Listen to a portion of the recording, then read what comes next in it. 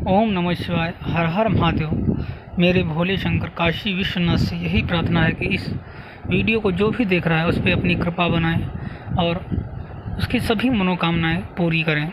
दोस्तों, आज मैं आपको श्रावण मास में वो कौन सी गलतियां हैं जो आपको नहीं करना चाहिए, और अगर खासकर आप शिव भक्त हैं तो अगर आप उनकी पूजा आराधना कर रहे हैं तो आपको ये गलतियां बिल्कुल भी भूल से भी नहीं करनी चाहिए। अगर नहीं भी आप उनकी पूजा आराधना कर रहे हैं तो भी एक आम इंसान को कुछ चीज़ें हैं जो नहीं करनी चाहिए, जो स्वास्थ्य के लिए और आपके आचार विचार के लिए सही नहीं होती। तो दोस्तों, श्रावण मास में अगर आप इन गलतियों को कर रहे हैं तो आपकी पूजा है, जो भक्ति है, जिस कामना के लिए कर रहे हैं वो कामना पूजा भक्ति सिद्ध नहीं होती है। तो अगर आप उन गलतियों को नहीं करेंगे तो आपकी जो कामना है वो ज़रूर पूरी होगी। भगवान भोलेनाथ इतने सीधे सिंपल साधारण से मेरे प्रभु हैं कि उनसे की गई प्रार्थना, उनके सामने बहाया गया एक अश्रु वो देख नहीं सकते। अनजाने में भी अगर आप उन पर एक बेलपत्र चढ़ा देते हैं, एक लोटा जल चढ़ा देते हैं, तो भी उसका सहस्र गुना वापस आपको मिलता है। तो दोस्तों, सबसे पहले नंबर पे है कि आपको क्या नहीं करना चाहिए श्रावण मास के महीने में। अगर आप शिव व्रत कर रहे हैं या सावन के सोमवार कर रहे हैं या पशुपत का व्रत कर रहे हैं या कोई भी व्रत कर रहे हैं, अगर श्रावण नहीं भी है तो भी, अगर श्रावण मास चल रहा है तो भी, क्योंकि श्रावण मास बहुत पवित्र मास है, भोलेनाथ बहुत जल्दी प्रसन्न होते हैं। तो सबसे पहले नंबर पर आपको भगवान भोलेनाथ पर नंबर 1 तुलसी दल अर्पित नहीं करना चाहिए। एक तिथि आती है जो साल में एक बार शायद आती है, उसी तिथि को सिर्फ शंकर जी पे तुलसी अर्पित होती है। बाकी किसी भी तिथियों में भगवान भोलेनाथ के शिवलिंग पर या शिव जी के ऊपर तुलसी नहीं चढ़ाई जाती है बिल्कुल भी। आप बिल्कुल भी इस चीज़ को ध्यान रखिएगा, भगवान भोलेनाथ पर तुलसी मत चढ़ाइए।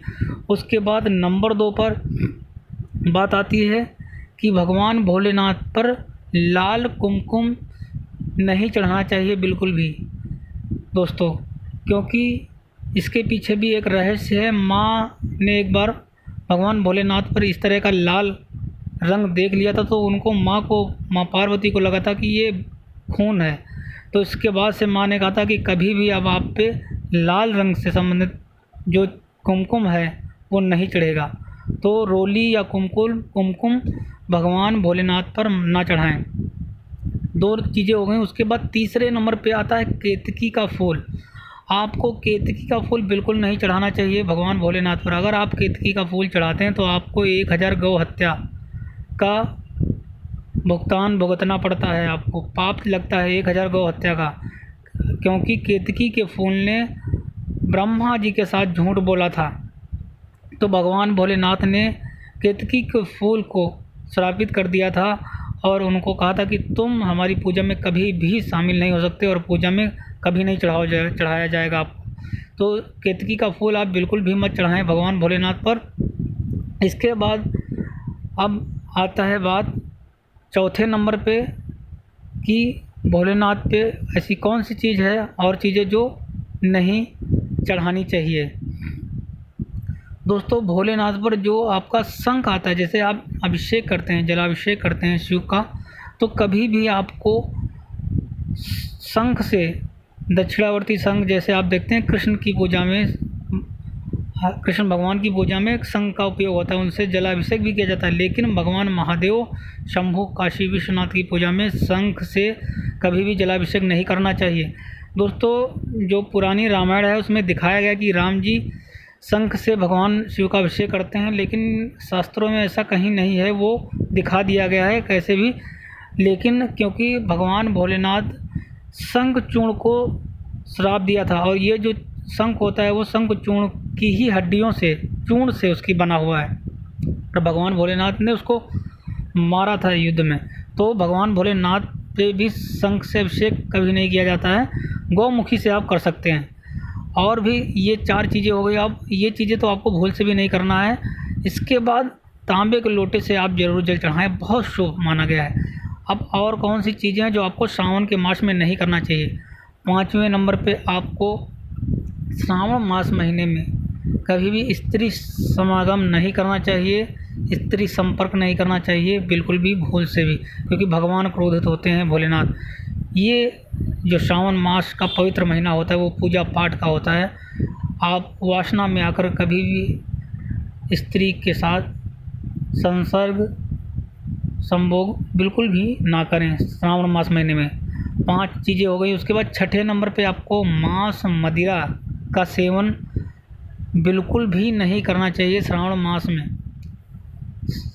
मांस है, मछली है, मीट का सेवन आपको, अंडा है, ये सब चीज़ें श्रावण मास के महीने में बिल्कुल भी नहीं करना चाहिए बोल कर भी। इसके बाद 7वें नंबर पे कि अगर आप व्रत रखते हैं श्रावण मास के महीने में तो आपको विशेष ध्यान देना चाहिए कि व्रत वाले दिन आपको किसी का भी दिल नहीं दुखाना चाहिए, झूठ नहीं बोलना चाहिए, पाप नहीं करना चाहिए कोई भी, क्योंकि इससे आपका जो व्रत होता है वो खंडित हो जाता है। और फिर आप व्रत रखते हो, उसके बाद जब आपको उसका कोई भी फल नहीं मिलता तो आपको लगता है कि हमने तो व्रत रखा लेकिन हमारा व्रत कहीं ना कहीं पूरा ही नहीं शिव ने किया। तो आपको इस चीज़ का ध्यान देना है कि मुरझाया हुआ फूल किसी को पसंद नहीं होता है, तो जो वस्तु खराब होती है उसको कोई पसंद नहीं करता है। तो आपको झूठ नहीं बोलना है, पाप नहीं करना है उस दिन, जिस दिन व्रत रखना है, या पूरे सावन में ही आपको ऐसा कुछ नहीं करना है, क्योंकि शंकर सबसे ज़्यादा सत्यम शिवम सुंदरम, जो सत्य बोलने वाला होता है, छल कपट नहीं करता, उसको शिव सबसे ज़्यादा प्रिय होते हैं और शिव उसको प्यार करते हैं सबसे ज़्यादा, और उसके हर वचन हर कर्म सिद्ध होते हैं। ये काम आपको भूल से भी नहीं करना है। 8 चीज़ें हो गई। इसके बाद आपको 9वीं चीज़ है कि आप शंकर का अगर व्रत रखते हैं, उपवास रखते हैं, तो आपको बाल वगैरह नहीं कटवाने चाहिए। और इसके बाद 10वें नंबर पे आता है कि आपको किसी भी तरह का व्यसन जो तामसिक है, जैसे आपका मदिरा है, बियर है, इन सब चीज़ों का भी त्याग कर देना चाहिए। और आपको गलत चीज़ें बिल्कुल भी नहीं देखना चाहिए। किसी भी तरह की गलत चीज़ें हैं वो आपको नहीं देखना चाहिए। सिर्फ महादेव की पूजा और भक्ति में लगना चाहिए। तो दोस्तों, ये कुछ महत्वपूर्ण चीज़ें थी।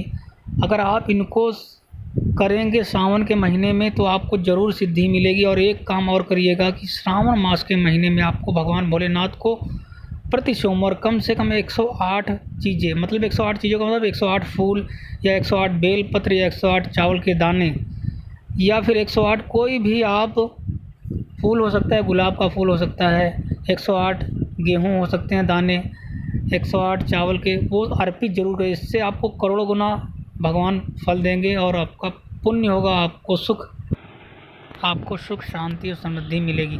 दोस्तों, आपसे एक मेरा विनम्र निवेदन है, जितने भी शिव भक्त हैं वो इस वीडियो को कम से कम 10 लोगों को व्हाट्सएप ग्रुप में या टेलीग्राम में, जितने भी सोशल नेटवर्किंग साइट पे ज़रूर इसको शेयर करें।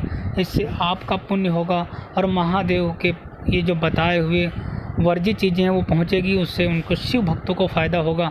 तो इस वीडियो को जितना हो सकता है आप कम से कम 10 लोगों को ज़रूर भेजिए। हर हर महादेव, ओम नमः शिवाय।